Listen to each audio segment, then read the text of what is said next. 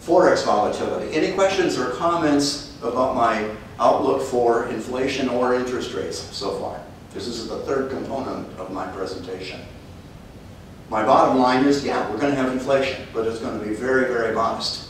The bottom line of my interest rate outlook is that, yeah, interest rates are going to, they have room to grow, but it's not going to be like the 70s and early 80s where all of a sudden we went from 3% interest to 16% interest. Going to go up very modestly. That's my fearless forecast. Forex volatility. The US dollar index. This is probably for an agricultural summit like we're having, and the most important one is what's going to happen to the dollar.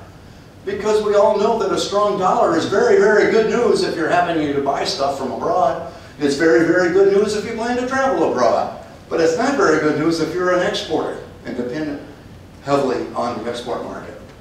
Because it tends to work against us in keeping our stuff competitive with the commodities from our foreign competitors. And so we've even had, I have to tell you that prior to the election, I was in the camp that called this a double top. I was telling everybody I thought the dollar was going to break. I thought the dollar had peaked out. And then but we have effectively a Trump bump in the dollar as well. But my position is that a good deal of this is based on anticipation. And how many of you have ever heard of the old adage in commodity markets, something called, you buy the rumor but sell the fact? Have you ever heard that? Well, I think that's at play right now. A lot of what's going on here is an anticipation that everything's going to get better. Oh, we're going to get rid of all rules and regulations, and consumer confidence is, you know, happy days are here again, that sort of thing. But it's still anticipation. We still haven't seen the reality of any of this happening right now.